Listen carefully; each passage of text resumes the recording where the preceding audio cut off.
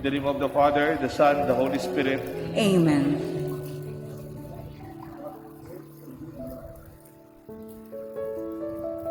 What makes a good life?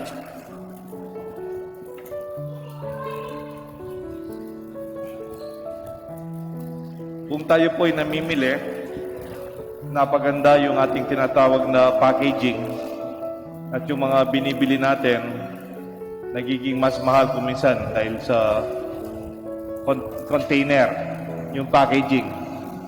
Malaking negosyo yan. Gusto yung magnegosyo ng packaging. It is a business in itself. The design and how people are attracted by it. It is what people immediately see. The obvious facade, yung packaging, yung supot, yung lalagyan. Persons also judge us through our packaging. Parang mga produkto, kuminsan, baka mahirap tayo rin.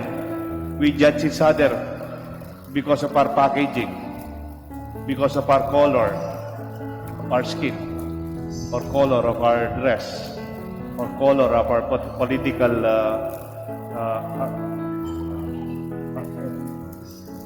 choices. And madalas po, ganyan ang conscious natin na yung nakikita kagad ng mata. But there is more than what the eye can see. Nung nasa Assumption po ako, meron akong computer desktop sa opisina ko. Ang aking screensaver ay isang iceberg. Alam niyo po yung iceberg? Yung di po yung gumagawa ng halo-halo, no? Kahit na may halo-halo mamaya. Yung iceberg yung sa North Pole, yung malaking yellow na islands, mountains. Nung nakita ng teacher yung iceberg sa aking desktop, parang screensaver ko, sabi nung natural science teacher sa eskwela namin, dahil nagbisita sa office ko, sabi, Father, did you know that it is a common principle? Iceberg will always have something like 90% submerged and 10% above water. Usually ganyan daw. Basta nakakita ka na parang isang bundok na iceberg, yung lumulutang na yelo, karamihan 10% lang yung nasa taas, 90%, more or less, nakalubog. No? So, thank you, ma'am, sabi ko dun sa teacher na nagbigay ng information sa akin. Natural science teacher, high school. Sabi ko sa sarili ko, nung pagkaalis ng teacher, naisip ko lang, parang iceberg tayo.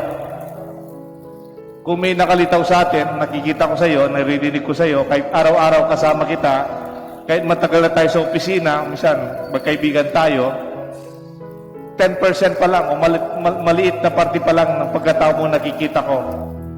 Yung mas marami, hindi ko alam kung paano ka lumaki, karanasan mo nung bata ka, naiisip mo sa kalooban mo, hindi ho natin nakikita yan.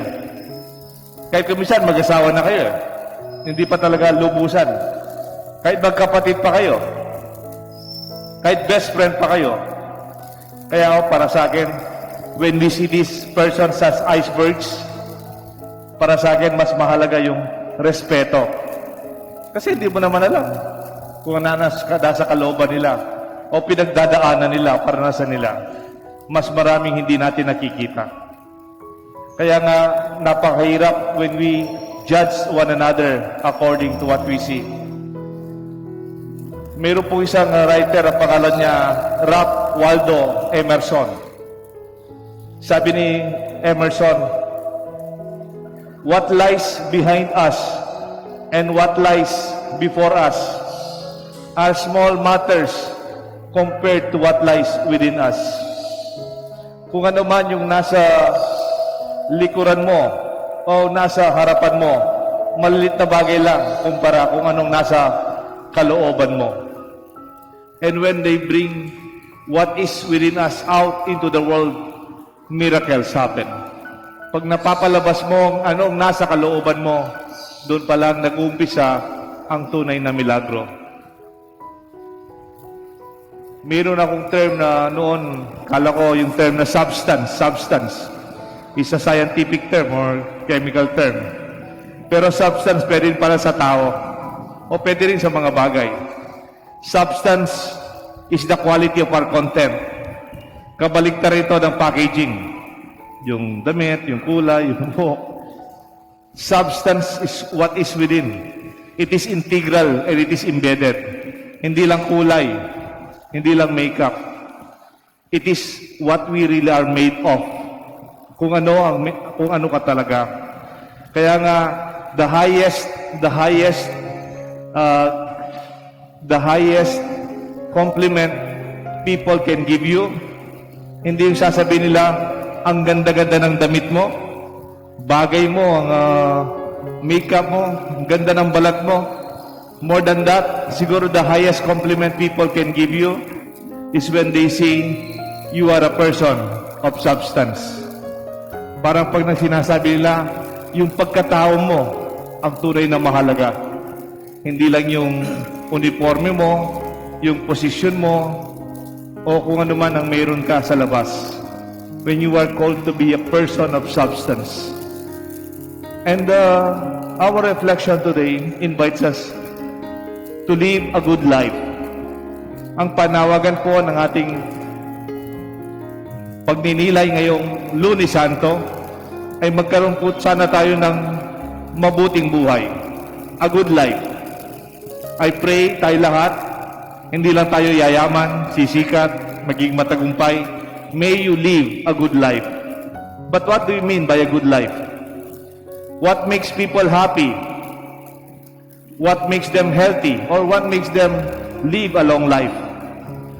Where will you invest, therefore, your time, your energy to make a good life? Kung may investment tayo sa mga pera natin, nag-invest tayo sa mga resources natin, sa mga bangko, sa mga bonds, sa mga stocks, you can also invest your time and your energy to live a good life.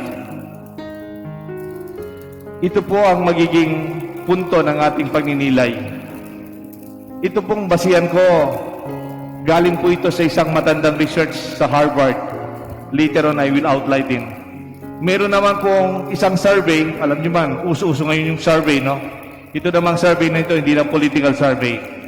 Ito po ay survey sa mga millennials, sa mga very young professionals, especially.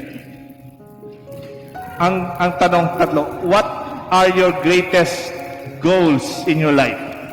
Major goals. Tatlo yung lumabas na top 3. To be rich. Yayaman ako.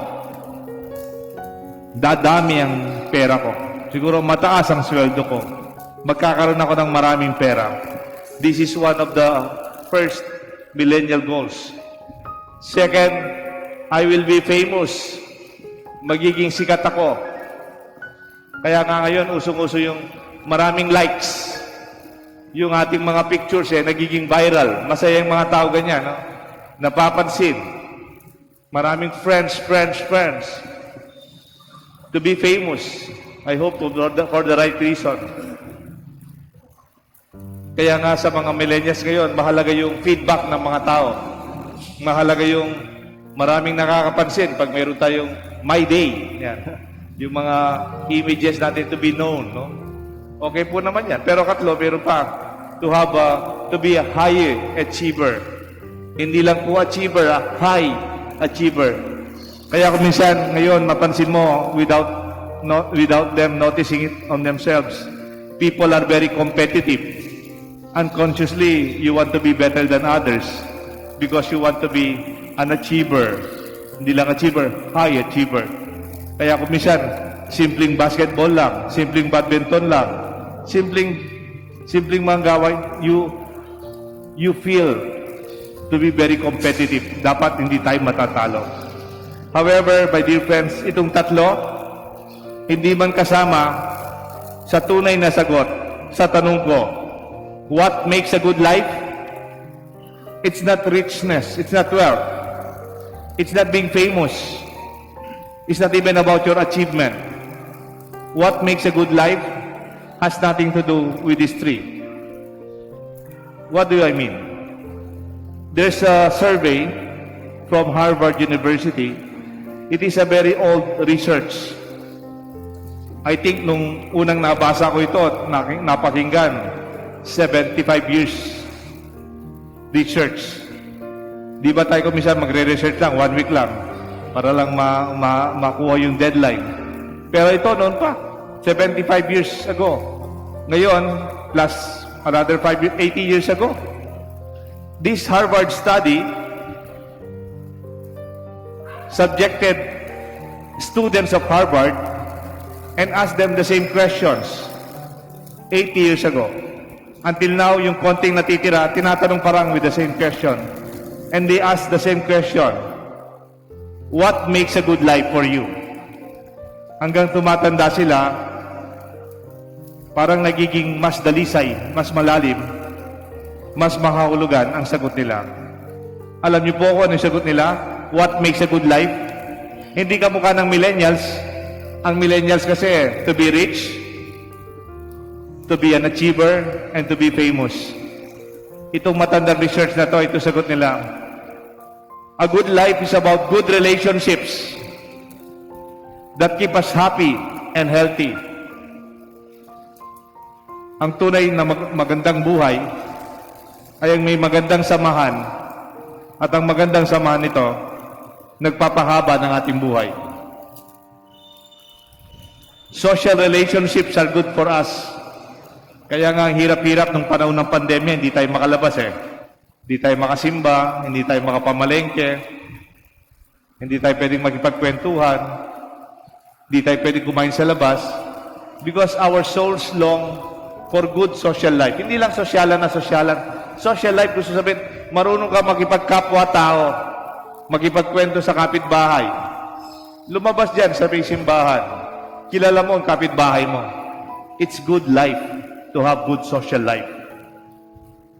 Pero hindi lang social life, ha? Baka naman very close ka sa ibang tao. Sa bahay naman, di mo kausap yung anak mo o hindi mo kausap yung kapatid mo. Sinasabi din itong research, quality of close relationship matters. Mahalaga din. Hindi lang yung social life ay maganda. Dapat kayong mag-asawa. Dapat maganda rin ang samahan ninyo. Kayong magkakapatid, yung tinatawag nilang people who matters most or person who are called significant others, significant persons in our life. Nanay mo, tatay mo, kapatid mo, lolo mo. Ito, significant persons. Dapat maganda at malapit din. Pwede kasing kilala ka ng lahat. Halimbawa, politiko ako. Kilalang mabuting tao ka sa politika o sa bayan. Yan, natutulungan ko iba. Pagdating ko sa bahay, nag-aaway kaming mag-asawa. Pagdating ko sa bahay, hindi ko kausap itong mana ko. Galit sa akin yung mga kapatid ko. That's not a good life. Close relationship matters. Warm and protective relationships keep us safe and buffered. Pag meron ka magandang relasyon sa bahay, paggabi na, pwede ka nang umuwi, you will be safe. Sabi nga, ang tawag sa mga bahay, safe zones. Kaya, di ba nung bata tayo, 6 o'clock dapat uwi ka na. Paggabi na, huwag ka nang nasa daan. Because our home, our family, our relationship, keep us safe. Even become buffer zones. Ano yung buffer? Parang yung bumper. Di ba pag may kotse ka, nakakita po kayo ng kotse, yung mga jeep, ito yung makina pero mayroong bumper. Buffer, tawag talaga. Pag nagkaroon ng aksidente, halimbawa, nabangga ka, yung unang tatama, hindi yung sasakyan mismo. Yung bumper muna. They will absorb the shock for you. Ganun ang magandang relasyon. Meron kang buffer zone. Nagkasakit ka, somebody will absorb it for you. May problema ka, they will absorb it for you. Hindi lang ikaw. Hindi diretso sa'yo. Kaya napaganda pag meron kang tunay na kaibigan, nagmamahal na pamilya. Naranasan ko po ito nung nagkasakit ako. Kahit pari po ako, wala naman ako sariling pamilya. Pero nung nagkasakit po ako, na-stroke po ako, I felt I was buffered and protected. Nandyan yung nanay ko, mga kapatid ko, mga kasama ko sa parokya, mga kapatid kong pare, mga parokyano, mga taong nagsisimba. I felt I was supported and protected because of these close relationships. Oo, nagkasakit ako, pero hindi ko masyadong naramdaman na mabigat kasi hindi lang ako. Somebody took care of me. Physical pain are absorbed by strong relationships where wounds can be healed graciously. Kahit may sakit ka, siyempre, di mo matatanggal na magkakasakit tayo, tumatanda tayo. Pero pag mayroong nagmamahal sa iyo sa pamilya, mayroong kang magandang relasyon, easily, these problems and pain would be absorbed. May kasabihan sa Africa, particularly in South Africa, sabi, go alone, you go fast. Pag ikaw lang mag-isa, mabilis. Wala kang hinihintay. Wala kang iniintindi. Mabilis ang buhay pag ikaw lang mag-isa. Pero sabi niya, go together, you go farther. Oo, pag ikaw lang mag-isa, mabilis ang buhay. Pero yung buhay, hindi naman pabilisan, di ba? Ang mahalaga sa buhay, malayo ang ating mararating. So when you go together, sama-sama tayo as a choir, as a community, as servants, mas malayo ang ating mararating. Hindi kanya-kanya. Without positive relationships, kung maraming problema natin sa relasyon natin, wala tayong magandang relasyon, kaaway mo yung sister-in-law mo, hindi mo kausap ang kapitbahay mo, galit ka sa asawa mo, may tampo ka sa mga kapatid mo, anong mangyayari? Physical pain is amplified by emotional pain. May sakit ka na sa katawan, may sakit ka, cancer, halimbawa, may sakit ka na sa katawan, may sakit loob ka pa. Masakit ka pa loob. Masakit na ka, masama pa, masakit pa ang kalooban mo. When you cannot count on others anymore, that is most painful. The more isolated and the more toxic and less happy, health declines faster in the middle life. Kaya nga po, si Jesus nung nakapako sa krus, palagay ko, humanly speaking, hindi lang masakit sa kanya yung nakapako siya sa krus eh. Palagay ko, isa pang mas masakit, yung mga kaibigan niya, yung mga tinuring niyang mga disipulo, kasama niya ilang taon, tinuruan niya. Nasaan sila? They abandoned him. That is most painful. Kaya nga po, pag may problema tayo sa mga relasyon natin sa bahay, lalo na pamilya, nagiging mas mabigat yung sakit. Kabaligtaran naman, pag maganda yung relasyon ninyo, parang nagiging magaan ang problema at sakit. Minsan, mayroon po akong inanoint sa JBL. Matagal na po ito, bagong pari pa lang ako. Itong lalaking ito, contractor. Malaking lalaki. Siguro 6-footer. Nung nagka-cancer po siya, lumiit po siya. Alam niyo po kung ano yung sakit niya? Yung cancer niya dito sa stomach. Di ba kung walang laman yung tiyan mo, napakasakit? Eh yung may cancer pa kaya, masakit na masakit. Nung pinuntahan ko po, nagkikipagkwento sa akin, pero wala naman siya sinasabing masakit. Wala man sinasabing sakit ng tiyan ko, Father, sakit. Wala naman po, wala man. And I visited him many times, no? Hindi lang for the anointing. Dahil kilala ko po talagang pamilya nila. Alam niyo po, one time binisita ko, this time nagkwento siya, umiiyak siya. Umiiyak.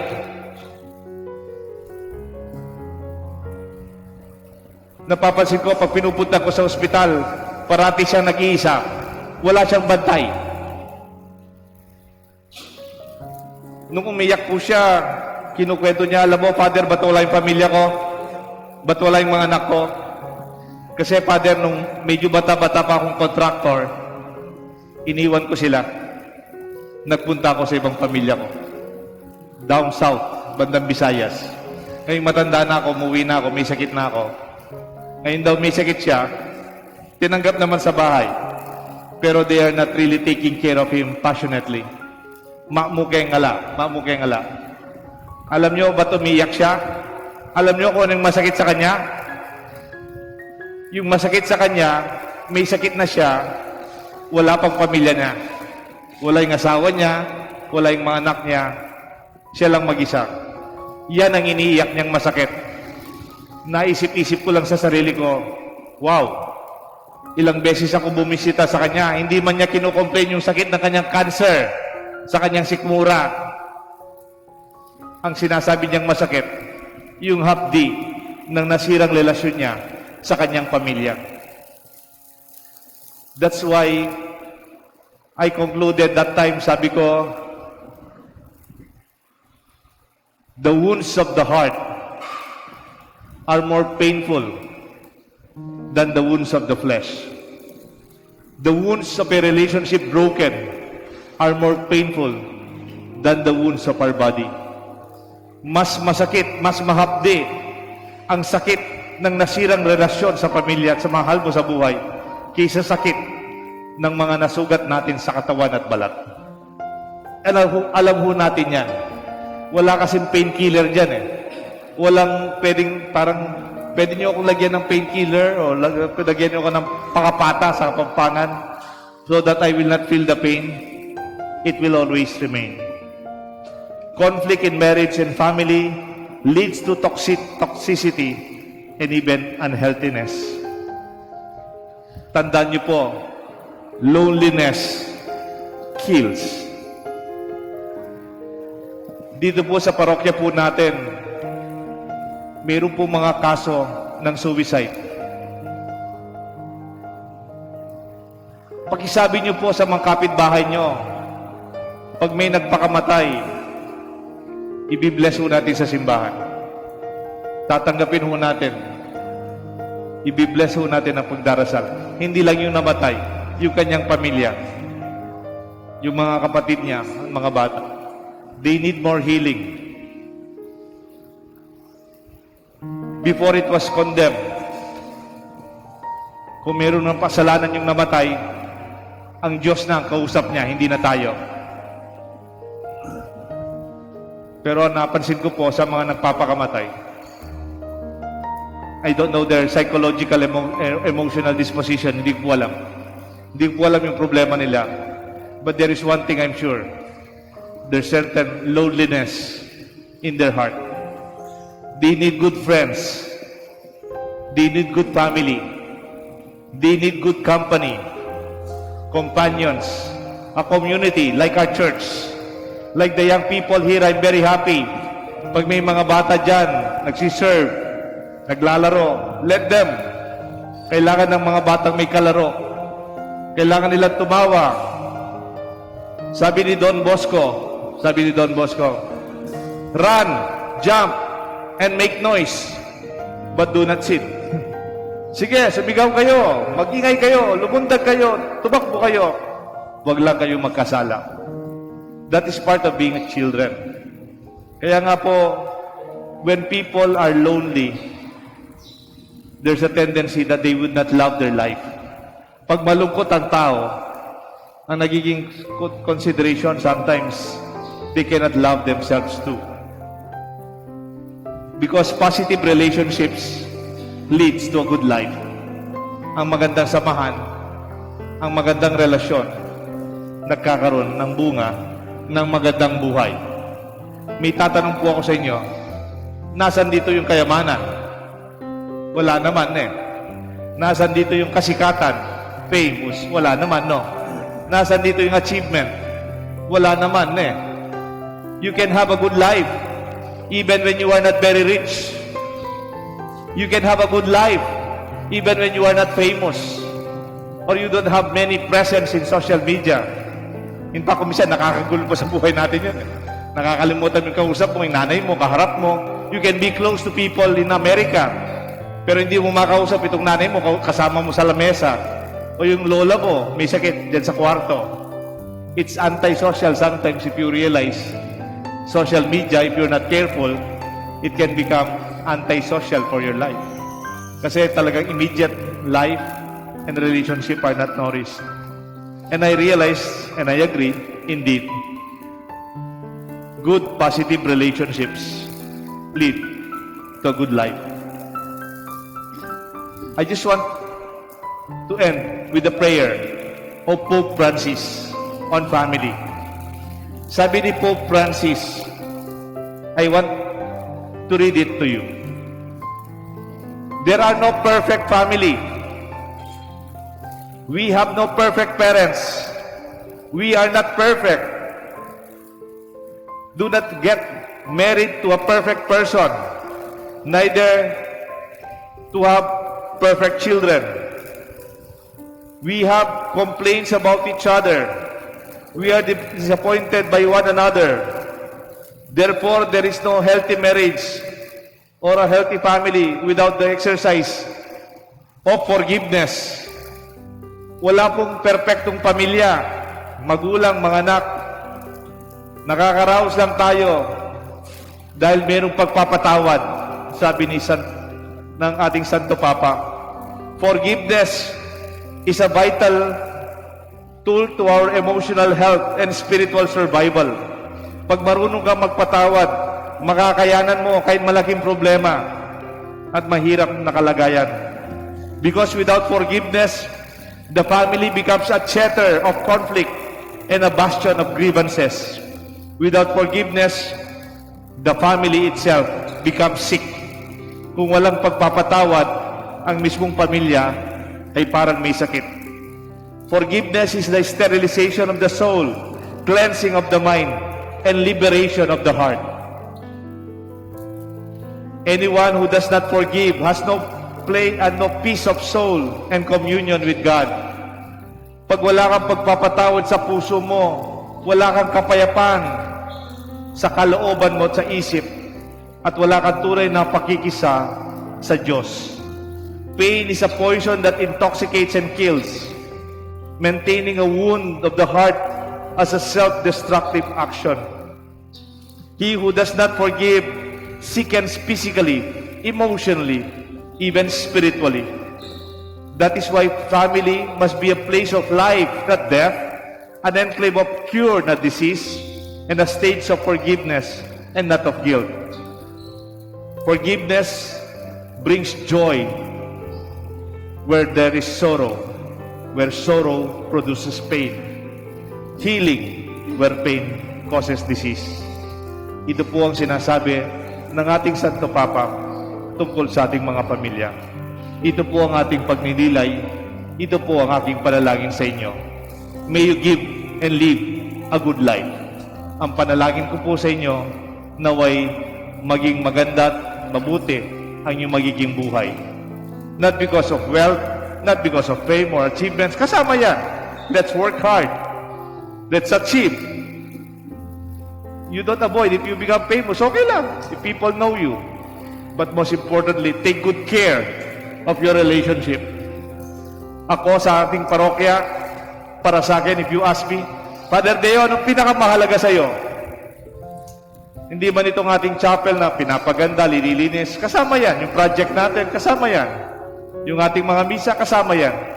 Pero para sa akin, ang pinakamahalaga dito sa simbahan natin ay ating samahan, ang ating komunidad, ang ating magandang relasyon. Dito natin magkikita ang ating magandang buhay. Hahaba pang buhay natin in giving praise to God. May you live a good life. The Father, the Son, and the Holy Spirit. Amen.